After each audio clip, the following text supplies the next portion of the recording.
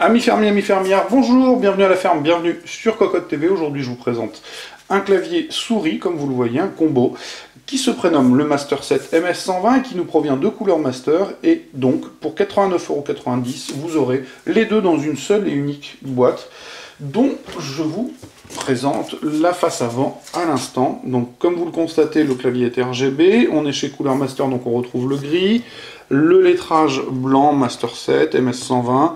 On apprend que nous avons un clavier Mechanical Clicky Switches, c'est-à-dire que c'est comme du mécanique, mais ça n'en est pas vraiment.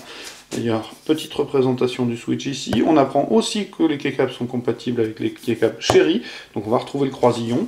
Au dos, un éclaté permettant de visualiser la construction du clavier, puisque justement, il est un peu spécifique avec ses switches semi-mécaniques. Alors, du côté du bundle, c'est simple, nous avons un guide de l'utilisateur qui nous apprend que nous n'aurons pas besoin de deux pilotes puisque nous avons des combinaisons de touches et des informations relatives à la souris. Nous avions aussi, et c'est ça le plus intéressant, le switch qui est utilisé. Alors au niveau du switch utilisé, bien c'est assez simple. Nous avons donc une chambre translucide, un plongeur en plastique qui passe à l'intérieur d'un ressort et un contacteur violet qui viendra donc envoyer l'information. Le clic que vous entendez s'effectue par l'intermédiaire d'un ergot de plastique sur le plongeur et d'un deuxième ergot sur la chambre, ce qui génère le petit bruit. Donc ça ressemble à du mécanique, c'est presque du mécanique, mais ça n'en est pas vraiment. Pour autant, au niveau du comportement, on n'en est pas loin, même si c'est pas tout à fait aussi souple et agréable que peuvent l'être de vrais Switch MX Cherry. Du côté de la souris, bien vous la reconnaissez aussi, on a plutôt une coque MM520, donc information très importante, c'est une coque prévue pour le claw grip.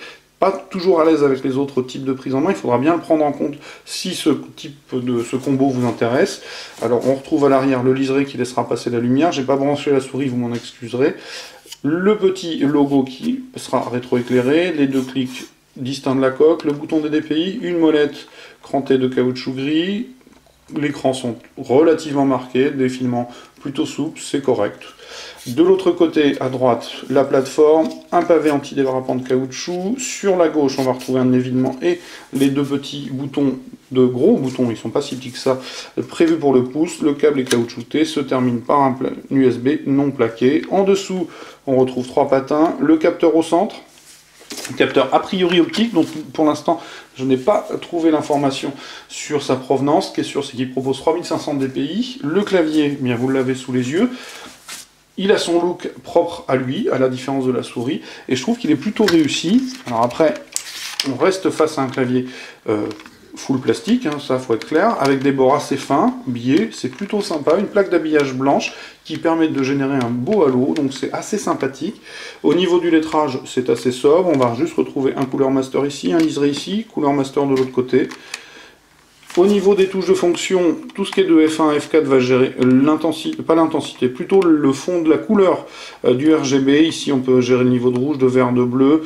Ici, les cycles. De l'autre côté, F5, les modes. F6, il faudra que je regarde, c'est A sur D, je ne sais pas. Ici, ce qui est sur F7, les différentes vitesses de changement dans les modes sélectionnés. Sur F9, F10, on va retrouver le temps de réponse des touches, une fois sur F9, 8 fois sur F10. Autant vous dire que sur 8 fois, c'est pas forcément toujours utilisable. F11 permettra de bloquer l'intégralité du clavier et F12 bloquer la touche Windows uniquement. Les commandes multimédia sont rapatriées sur le pavé ins, donc on retrouve classiquement lecture pause, morceau suivant, volume plus, volume moins, morceau précédent et stop. Le pavé numérique à l'autre bout avec les diodes qui sont placées sous des lettrages directement insérés dans le châssis, ce qui permet d'avoir des bords nets et tranchés. C'est assez joli, c'est plutôt réussi, donc je trouve que c'est un clavier qui est sympa. Par contre, bah, vous l'entendez, qui manque de rigidité quand même, hein, c'est pas un vrai mécanique, et on a des petits craquements, des petits bruits de plastique quand même. On reste sur un clavier plutôt entrée de gamme. En dessous, bah, vous le voyez, on a deux pavés de caoutchouc. Les pattes de surélévation sont caoutchoutées elles aussi. Un châssis plat, rien de particulier sur les tranches, hein, quelque chose d'assez sobre. Donc au final, plutôt quelque chose de sympathique, de pas trop cher, qui permettra donc d'avoir à la fois la souris et le clavier. Maintenant, au niveau du comportement, vous l'entendez, c'est assez cliquy. Par contre, pas de bruit parasite particulier. Bon,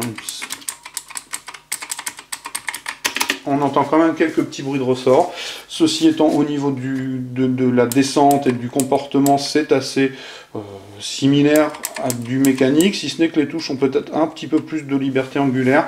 Voilà, ça reste quelque chose de plutôt entrée de gamme, mais de tout à fait correct. Donc, il s'agissait aujourd'hui de la présentation rapide du Master 7 MS120, dont le test paraîtra prochainement sur cocottland.com. Comme d'habitude, je vais vous souhaiter une excellente journée. Je vais vous dire à très bientôt et surtout au revoir.